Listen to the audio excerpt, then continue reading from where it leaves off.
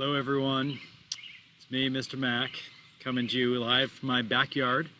Got my dog Sawyer there, sniffing the air.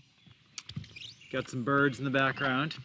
Hope you got a good chance to get outside this weekend. It was lovely. Today was pretty nice, supposed to rain, but kind of held off. I got up early to go for a mountain bike ride, and alas, I broke my chain. Didn't really get a ride in, but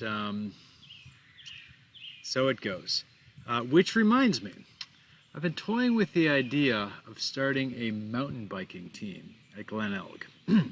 There actually is such a thing. There's an MIAA, I think it's MIAA, but there is a Baltimore mountain biking league. And I know Mount St. Joe's is in it. So if anyone's interested, boy or girl, man or woman, let me know. I'd definitely be interested to do it in the fall. Anyway, here we are. Today is the beginning of what I think is our hemi-demi-semi week of school.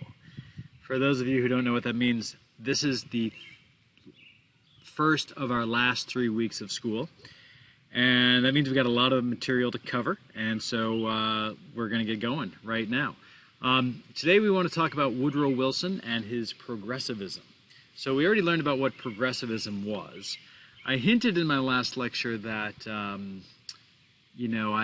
I've had a change of heart about Woodrow Wilson. When I was in 4th grade, I thought he was the biggest hero. He brought the U.S. into World War I and made the world safe for democracy.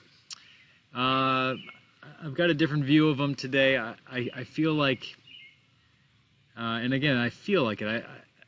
I've never been able to confirm, but part of me thinks that he went into World War I in order to get America's mind off of more reforms, just like Grover Cleveland did.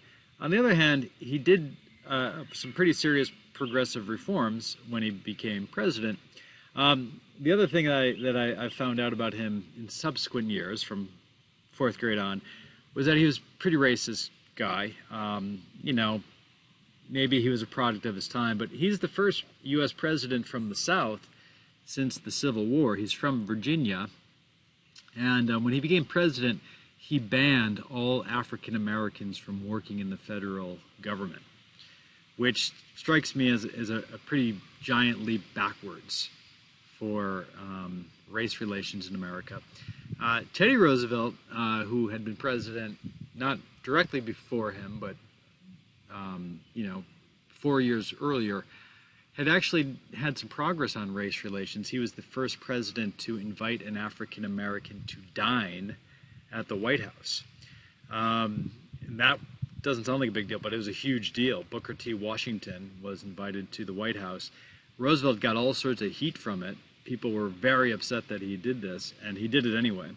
And he did it because lynching had gotten so out of hand in America that he wanted to send a message against lynching, and that's what he did. Doesn't sound like a lot, but it was something. Anyway, so let's talk about Woodrow Wilson. Woodrow Wilson, blank screen. He gets elected in 1912, and it's a strange election. William Howard Taft was the Republican who took over after Teddy Roosevelt. Roosevelt handpicked Taft. They were buddies. Roosevelt then goes on a safari in Africa for like 2 years. That's what you do when you live when you're a gentleman who grows up in Oyster Bay, Long Island. And when he comes home, he's disheartened with Taft. He thinks that Taft hasn't carried on his progressive reforms, that Taft is too friendly to big business. So Teddy Roosevelt decides that he wants to run for the presidency again. And he contests the Republican nomination with Taft, but he loses, and Taft gets the nod from the Republican Party. So Teddy Roosevelt decides to form his own party. He forms the Progressive Party, which comes to be known as the Bull Moose Party. It's called the Bull Moose Party because when asked how he feels about his chances, Roosevelt says, "I feel as strong as a bull moose." And so the name sticks. Interestingly, when Teddy Roosevelt is campaigning for the presidency, he gets shot in the chest at a campaign rally. Luckily, he had kind of a long speech planned, and the speech had been, typed out and folded up and in his breast pocket, and the bullet just barely penetrated into his chest because his speech blocked it. So, perhaps the pen or the typewriter is mightier than the sword or the .22 caliber pistol. Anyway, so Teddy Roosevelt is really a Republican, but he's running as a progressive, which means the Democrats are going to win, right? Because you got two Republicans running, they're going to split the party, and Woodrow Wilson, who's running as a Democrat, is going to win the election of 1912. Now, Woodrow Wilson, as I said, he was from Virginia, but he had been a professor of government and rhetoric at Princeton University. He'd also been the president of Princeton University. So you might look at Teddy Roosevelt as, a guy who's seems, on paper anyway, really well prepared for the presidency, right? He's a professor of government, right? I mean, those are the smartest guys around, right? Anyway, so he becomes president, and his campaign I don't know if it's a slogan, but he says he is going to attack what he calls the triple wall of privilege. Okay, now what do you suppose the triple wall of privilege is? Well, for Woodrow Wilson, he says, well, there are certain things in this country, certain institutions that keep the rich rich. And one of those things, I bet you some of you are already guessing. One of those things, he says, would be, any guesses? Any guesses? Anyone? Anyone? He says the banks. Okay? So you'll recall that Andrew Jackson had gotten rid of the National Bank back in, 1832 or so. Ever since, we haven't had a national bank, but we do have a huge banker. I mean, he's not personally huge, physically huge, but he owns the biggest bank. That's J.P. Morgan. And because his bank is bigger than any other bank, he essentially runs the banking system. Because whatever he does, the smaller banks have to follow suit, otherwise he will crush them. So if he wants to raise interest rates, everyone else raises interest rates. If he wants to lower interest rates, everyone else lowers interest rates. Now, does that seem like a bad idea? I don't remember if we've talked about this yet, but you all know what monetary policy is. And as we're going to see in today's lecture, monetary policy is by and large set by interest rates. And if a private banker like J.P. Morgan can set interest rates, he can set monetary policy. And if he can set monetary policy, doesn't that give him a lot of power over the individual American's life? Let's go back to Shays' Rebellion. What did the Shayites want? They wanted paper currency. Why did they want paper currency? They wanted inflation. Why did they want inflation? Because inflation was good for farmers back then. Did inflation have a huge effect on a farmer's life? Absolutely. So if J.P. Morgan can set interest rates, J.P. Morgan can have a huge effect on people's lives. And maybe we shouldn't give that power to an unelected individual. Seems like a bad idea. So Woodrow Wilson is going to deal with that. The second wall of privilege is the tariff.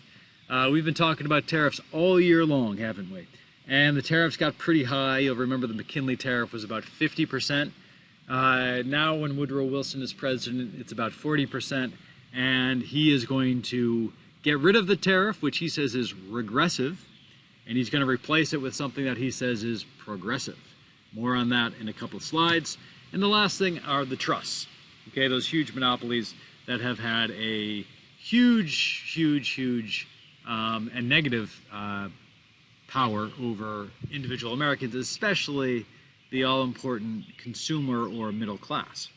Okay, so Woodrow Wilson is going to win the election, and he is going to bring about these three critical reforms to what he calls the triple wall of privilege. So let's first talk about the banking system. Okay, in 1913, Congress passes the Federal Reserve Act. Okay, and this creates what we know today is the Federal Reserve System. I'm sure you've all heard of it. If you haven't heard of it, you should really start paying attention to the news because it's a pretty important institution. If you look on the map on the screen, sorry, I didn't draw the map myself, or maybe I did. What you see are the so-called 12 Federal Reserve districts. Okay, so there are 12 Federal Reserve banks, and each one controls a different district. You can see some are bigger and some are smaller. You can imagine that they all pretty much contain about the same population, right? So the Federal Reserve System is set up. It's got 12 banks. It has a board of governors. There are 7 governors on the board of governors. These are not states governors. These are just, they govern the Federal Reserve System. They each get a 14-year term, and they're appointed by the president. Now note that, that's interesting, right? A president who gets elected for 4 years and might serve 8 years. Of course, you know, you could serve more because the Constitution hasn't been amended yet, but still, you get the idea. The Federal Reserve governors serve longer than the president. Interesting. There's also 12 regional banks, as I said, and each bank has a president, okay? So of all those people, they make decisions for the Federal Reserve. There's also a chairman. The current chairman of the Federal Reserve is Jerome Powell. The chairman is chosen from the governors, but the chairman serves 4-year terms, and those terms can, you can serve more than one term. Okay, so previous to Jerome Powell was Janet Yellen, first female chairman or chairperson of the Federal Reserve. Okay, now what does this Federal Reserve do? This is boring, right? You don't like these little facts. So here's what it does. It sets monetary policy. And as we've known since Shays' Rebellion, monetary policy has a direct link to individuals' lives, right? Those of you who buy your own gasoline, you don't like it when the price of gas goes up, right? And you see that it has a direct impact on your life. You know, despite all of the horrors of the coronavirus, the one thing that's been nice is that the price of gasoline has gone way down. And no one's driving, which is why it's going down. One of the reasons it's going down. One of many reasons. So it's unfortunate that you can't even really benefit from that because you're not really driving anywhere. Anyway, the Fed Reserve sets monetary policy. Here's how it does it. Okay, there's 3 main ways it does it. The first one, well, first you should write this down. The Federal Reserve, here's what it is. It is a bank for banks. Okay, so you and I don't go to the Fed and, you know, cash checks or deposit money. They don't give out lollipops, I don't think. Never been. Only banks go to the Federal Reserve, okay? It's actually changed a little bit in the last couple months, but we won't get into that. Here's what they do. They set what's called the discount rate. Okay, so write that down, the discount rate. The discount rate is the interest rate that the Federal Reserve charges to regular banks, commercial banks. So if your bank needs money, let's say it wants to give out more loans. Let's say there's been a run on the bank and it doesn't have enough money to cover. The Fed will charge it an interest rate. Now think about how this works. If the Fed raises interest rates, the bank borrows that money at a higher interest rate, what will the bank turn around and do when it loans that money out? You should all know this by now.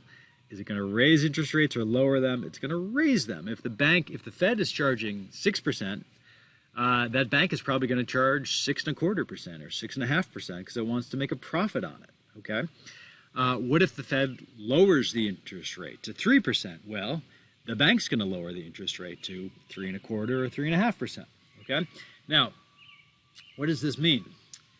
Well, think about it. If you were going to start a new business, let's say you decided you started sewing masks. You're gonna. Hey, here's an idea. You come up with a business. Maybe you get the school store to sell these masks. They're masks of your favorite teachers.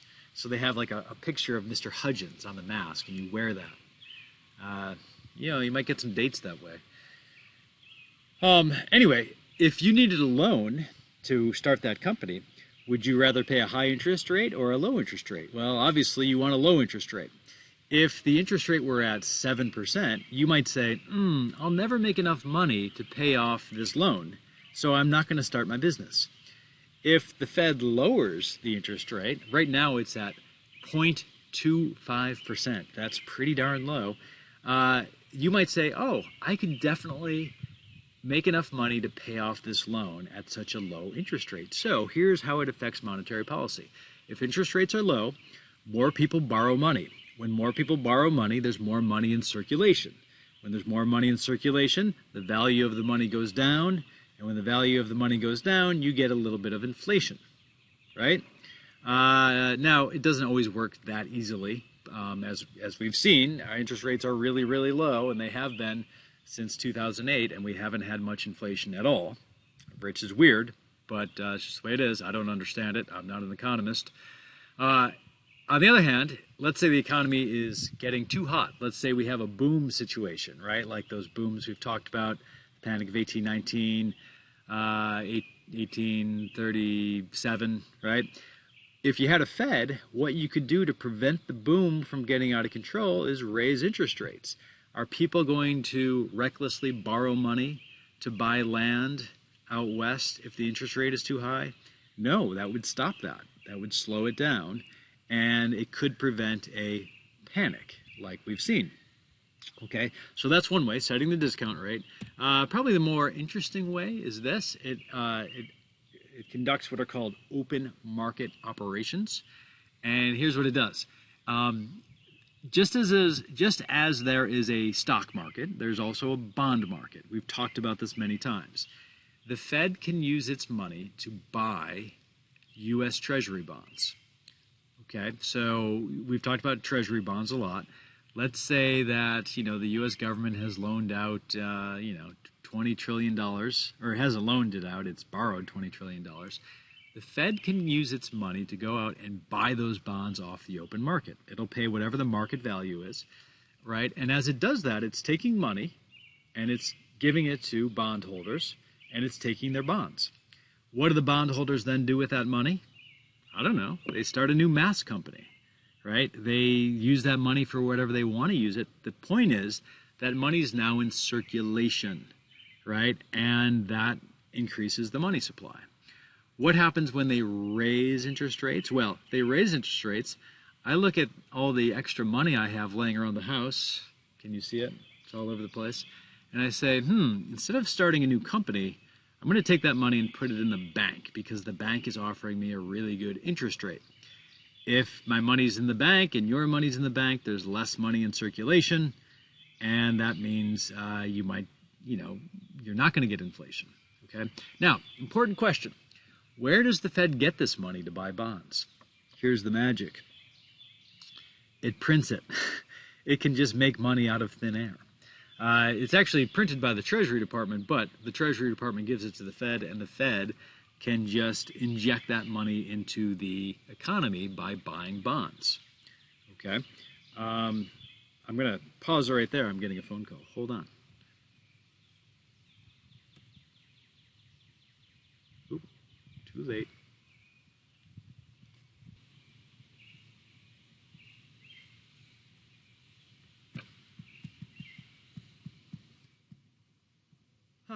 Okay, so here we are again. And so the Fed can just basically print out money. During the 2008 banking crisis, the Fed put like a couple $1 trillion worth of money into the economy. Now, for those of you who love the gold standard, you would think that this is just sheer madness. And again, I can't say that I fully understand it all, but strangely, it's worked. There were a lot of people saying like this is going to cause ridiculous inflation, but it never happened. Could happen. Right now, in this unprecedented crisis, the Fed is not only buying U.S. Treasury bonds, it's buying corporate bonds, which it's never done before. This is a very strange thing. So something to keep an eye on, something to watch and to study. Okay. There's one other thing that the Fed does.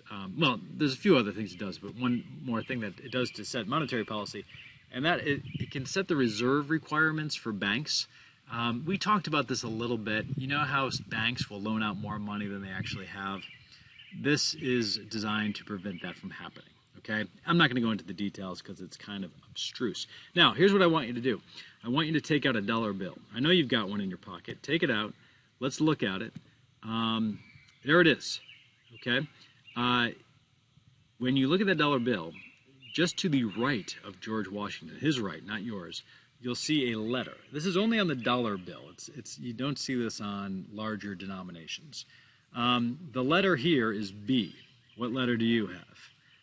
Well, there's 12 different letters. So it's the A, B, C, D, E, F, G, H, I, J, K, L. Okay, that goes up to L. And each letter designates a different regional Federal Reserve Bank. Okay, so this dollar came from the New York Fed. Okay, and nothing really. I just think it's kind of cool to see. You can see the Secretary of the Treasurer signatures here. This is from 2009. It was Tim Geithner, that Federal Reserve note, what we call the dollar bill or the greenback, it came from the Fed. Okay, now let's talk a little bit more about the Federal Reserve System. As I said, it controls monetary policy. And think about this. When I started, I said, before the Fed was created, monetary policy was being controlled by one man. That man was J.P. Morgan, a very, very wealthy person. Do you think he thought about monetary policy as a tool to help the most people he could? Or do you think he used it for his own personal benefit? I think that's actually a pretty tricky question. He certainly cares about his own wealth. He's smart enough to realize that the wealth of the nation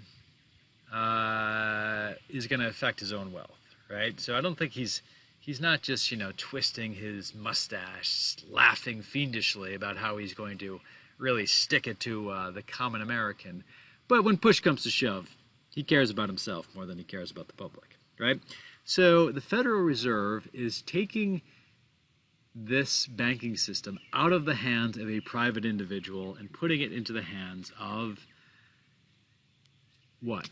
It's not exactly the government. The Federal Reserve is created by Congress. Its members are appointed by the president, but it's independent, right? And therefore, it's insulated from politics to a certain degree. So think about this. If you're the president, or your Congress, you definitely want the Fed to do things that are going to pump up the economy in the short term so you can get reelected. Okay? However, that might not be good for the economy in the long term. Case in point, again, President Donald Trump. Before this crisis hit, he was constantly berating the chairman of the Fed for keeping interest rates so low. So high. They were up to they weren't even that high. They were, I think, 3%, maybe not even. And he wanted him to lower them because when you lower interest rates, it speeds up the economy. Okay? Now, you've never seen a president publicly do this before. Fortunately, Powell never gave in, because if he did give in, then all of a sudden, people and markets wouldn't have faith in the Fed to just do what's best for the economy. They would be afraid that the Fed was just doing whatever political actors wanted them to do. Okay? So the Fed is a way of taking monetary policy out of the hands of private citizens like J.P. Morgan and putting it into, again, it's not really the government. It's, you could say it's kind of, I don't know if you've ever heard this term before, they're kind of technocrats. That is, these are people who really understand financial markets and the banking system, and they're going to try to run it the most optimum way possible. They're independent from the political system. Are they really? To a certain degree, maybe they're not. Right? You remember the revolving door of government? Well, guess what? If you're going to choose someone to be on the board of governors of the Fed, what industry do you think you'll choose them from? The circus industry? No, I don't think so. How about the banking industry? Most likely. Sometimes you get academics, people who are, from Harvard University and have never actually worked in banking. But oftentimes you get people who worked at, Goldman Sachs or some big investment banking firm. Okay. On the other hand, again, like this is a really complicated system, and you want people who actually have real world experience. Okay. Again, it's something you should pay attention to. It's an important component of the way our economy works. Okay, so that's the Federal Reserve System. The next wall of privilege is the tariff. We've been talking about tariffs all year round, all year long. You remember that South Carolina almost seceded because the tariff went up to, 35%? The South hated those tariffs. We have a different economy than we did back in the antebellum period, right? So it's not really just planters who hate tariffs now. All consumers hate tariffs, right? Remember, the progressives are basically middle class. Middle class people tend to consume a lot. They tend to buy a lot. And what do tariffs do to the things you buy? They raise the price, okay? So Woodrow Wilson thinks the tariff, especially a tariff of 40%, that really hurts the consumer, okay? Who does it help? Well, we know that it helped Andrew Carnegie. He loved when the tariff was high because that helped him sell his steel more easily and at higher prices. So in 1913, Congress passes the Underwood Tariff Act. Okay, it reduces the rate on the tariff from 40% to 26%. Those are just average tariffs. So that's a pretty significant decrease. 26 is still high, though. The same year, I think it's the same year, must be, 1913, the 16th Amendment is ratified, and the 16th Amendment allows for an income tax. Okay, the original Constitution does not allow an income tax. It doesn't, just take my word for it. The 16th Amendment allows for an income tax, and Congress passes an income tax for the first, not for the first time. There was one during the Civil War. But this income tax will be 1% on all income over $3,000. Okay, now, $3,000, that doesn't seem like a lot of money today. But back then, only 3% of the U.S. population made over $3,000. Okay, so this is a tax on the wealthy. Okay, now if you made $3,000 and you got taxed 1%, you're sad. If you're Andrew Carnegie and you're making $25 million a year and you get taxed 1%, you're still pretty sad about that, right? Instead of being protected by tariffs, now you are having to pay an income tax. Think about it from the perspective of the common man. Okay, per capita income in 1913 is $500 a year. So imagine paying a 40% tariff on things that you buy. Remember, you don't always buy things from overseas, but anything that's made domestically will be priced higher because of that high tariff, right? So 40% of $500 is a lot of money that you're losing. And now all of a sudden, prices are going to come way down, hopefully 20% or so. That gives you a lot more money in your pocket, okay, and less money in the pocket of the very wealthy, okay. We would call this a progressive tax. That is a tax that falls on the wealthy harder than it falls on the non-wealthy. The tariff, we would say, is regressive. A regressive tax is a tax that hurts, that hits the wealthy in a way that is not as harmful as it hits people who are not so wealthy. For a regressive tax, think about this. A sales tax is regressive, right? If I'm making $20,000 a year, I have to spend every single nickel just to survive. That means everything I buy, if there's a sales tax, is going to be taxed. Whereas if I'm making $1 million a year, I don't have to spend $1 million to survive. I could probably get by on $60,000 a year, right? I live humbly. And if I'm only going to get taxed on that $60,000 a year, right, it's just not hitting me as much because the other, $940,000 I made wouldn't be taxed. So that would be regressive, okay? So make sure you write that down, progressive, regressive, okay? All right, so that is the tariff. Okay, the third wall of privilege are the trusts.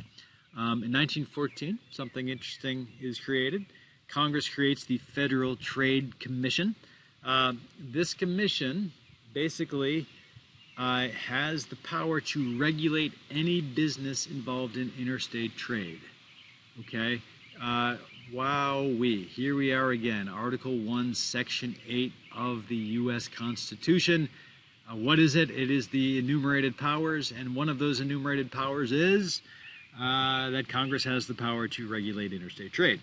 And the Federal Trade Commission is going to start doing that. Okay? If we were going on a spring field trip, we would have passed the Federal Trade Commission, and I would have pointed out some really cool statues in front. They're not what you think. Usually you think of statues in D.C. and it's just like some guy standing on a pedestal. This is a statue of this like massive worker restraining this massive horse. It's beautiful, and it's the idea of like the people restraining the powerful businesses. Okay. Also in 1914, we get a new antitrust act. It's called the Clayton Antitrust Act. And it's going to close those loopholes that we talked about in the Sherman Antitrust Act. Remember, the Sherman Antitrust Act barred any combination in restraint of trade, but there were so many loopholes in it that it didn't do much to trusts. What it really hurt were unions. Okay, the Clayton Antitrust Act is going to fix that. Okay, so those are three major reforms that Woodrow Wilson, the progressive, gets Congress to enact. He actually, just like Teddy Roosevelt kind of created the idea of the bully pulpit, Woodrow Wilson uses the bully pulpit as well, and he also will go directly to Congress to ask Congress for things. He is the guy who brings back or doesn't bring it back, but creates the State of the Union address, in which presidents actually go to Congress and give a speech. Before that, the president would just send a message, and it would be read by a clerk, and the senators and congressmen would doze off, I'm sure.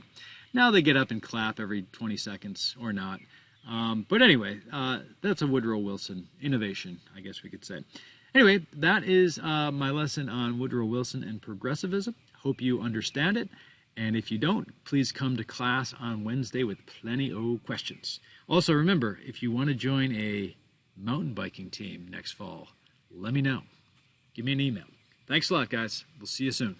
Bye-bye.